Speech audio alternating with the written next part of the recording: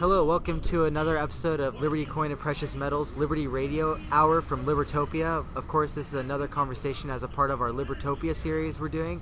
This morning, we're going to sit down with David Friedman, who has been a speaker here and has a number of accolades behind his or under his belt.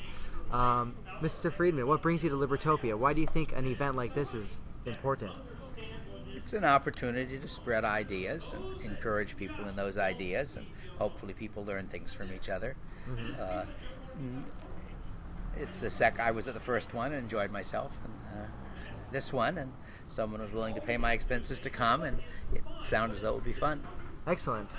So you you spoke yesterday as part of a panel, and obviously in the libertarian movement, there's a considerable faction that believes what we are experiencing is perhaps a collapse of Western civilization, a collapse of American society, or perhaps just the economic realm. Your view is a little bit different. There's a story I'm fond of that at some point during the American Revolution, news of one of the American victories over the English got to Scotland. And one of Adam Smith's students came to him and said, "Mr. Smith, this will be the ruin of England." And Smith replied, "Young man, there's a lot of ruin in a nation." And I think that's right. And I think, it's always possible, but I would not gamble that either Western civilization or the United States is going to collapse. Do you have any concept of what perhaps the primary ruins of this nation or perhaps Western civilization are currently, be it the economic situation or just general morality decadence? I wouldn't say moral decadence. I would have said the main problem is the belief that things have to be done by governments, and that belief was supported, say, when I was a college student, by the idea that economically government central planning worked better than markets. And that belief, I think, has largely vanished with the collapse of the Soviet Union, with the fact that in developing countries, China was sort of going nowhere for a long time under communism.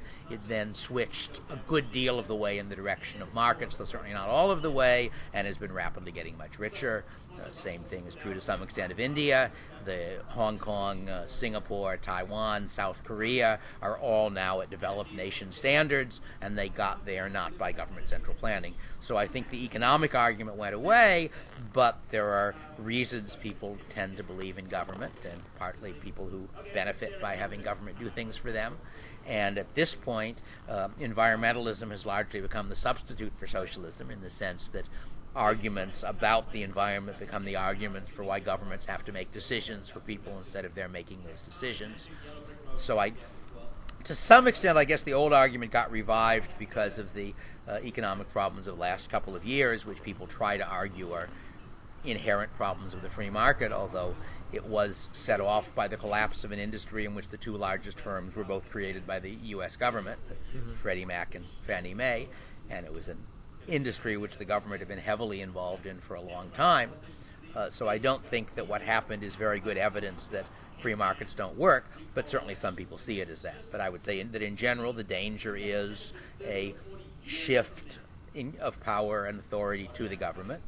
We've been, on the whole, I would say, moving slowly away from that in recent decades, but we're now going back thanks to the current problems that, as you may know, the level of federal spending was pretty stable relative to national income in the post-war period, and it's now jumped in the last few years due to both Bush and Obama, both of whom pushed it up.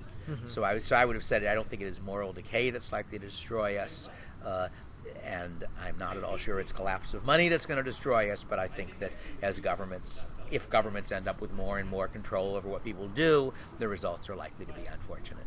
And because of so many people's upbringing, it's hard for them to imagine some sort of substitute for government, and I think also at this point for transnational corporations, which are needed, for instance, in telecommunications or in oil.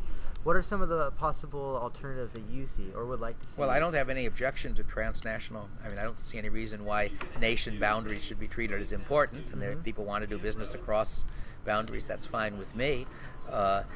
In terms of government, I think people would have assumed 30 years ago that you have to have a U.S. post office to deliver the mail, and that's much less believable now that the UPS and FedEx are private firms doing much the same thing and doing it on the whole rather better than the post office did, and without any government money to subsidize them.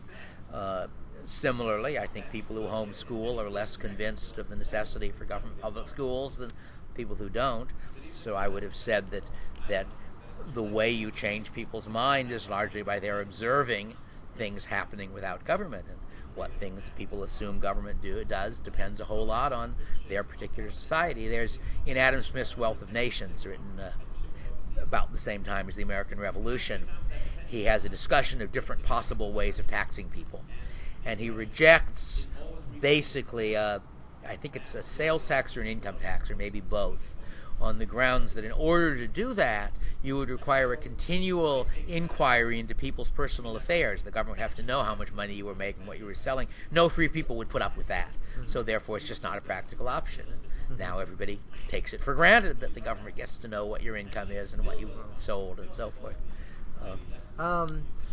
As far as currencies go, in a free market, I imagine that there would be a number of options for people to either barter or use some sort of fiat currency or some other decision. You've studied a lot about the Amish people. How did their economies work? They use dollars mostly. They don't have a separate economy. But going back to the question, barter is a very clumsy way of doing trade because it requires that somebody who both wants what you have and has what you want, whereas with money you can separate the two.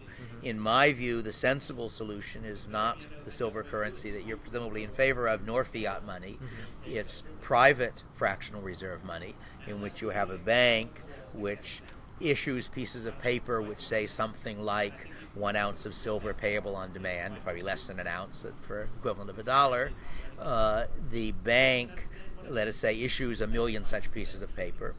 It holds 100,000 ounces in its vaults, but it has other assets worth more than 900,000 ounces of silver. So if people want their silver, they come in, and as its 100,000 gets spent down, it goes out on the market, buys more silver, and gives it to them.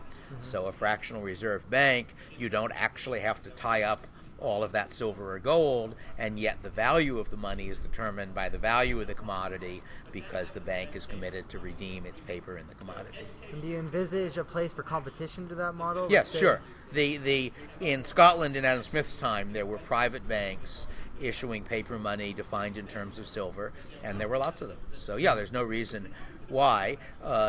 As a matter of convenience, the banks would probably want to define their money in the same units so you didn't have to pay attention to converting from one money to another. But if all the banks are using 1/10 of an ounce of silver as their unit, and then the only reason they wouldn't exchange it 1 for 1 is if somebody distrusted a bank, at which point the bank would go out of business because people would stop holding its money, and therefore banks would have an incentive to do a good job of making it sure that people knew they could redeem their money.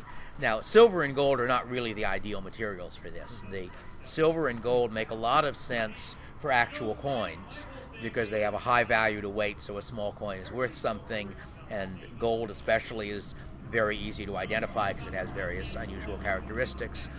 But if you're using a fractional reserve system, since people aren't actually handling the money, it could be anything. It could be iron, it could be wheat.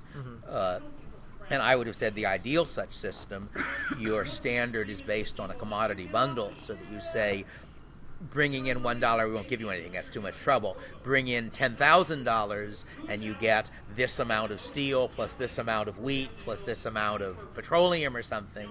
And that way, unless everything's price changes a lot, which is unlikely, you're going to have a fairly stable monetary system. So that would be my preferred system. And there does seem to be two discussions being had about gold and silver. There's obviously a camp that believes we should go back to a gold standard, go back to a silver standard, or perhaps some sort of basket of the two, which I think would put a great number of working people at a huge disadvantage. Why? Simply because they don't own gold and silver. The ones with gold and silver currently, over the past 6 months to a year, have been central banks who have been accumulating gold and silver. But whether you use gold and silver as money doesn't mean you have to. That is, at the time when you had a gold standard, most people didn't actually have gold. They had pieces of paper that were redeemable for gold. So presumably if you went to a gold standard, if you went to a government gold standard, it would be something like the existing money is now redeemable in gold at some rate, certainly not at the rate at which it originally was, since gold is worth much more than it then was. But if gold is $1,000 an ounce, say, you could say, all right, you can come into Fort Knox, bring in your dollars, and if you bring in $1,000, we'll give you an ounce of gold. So people have the same amount of money as they had before. It's just being defined in a different unit.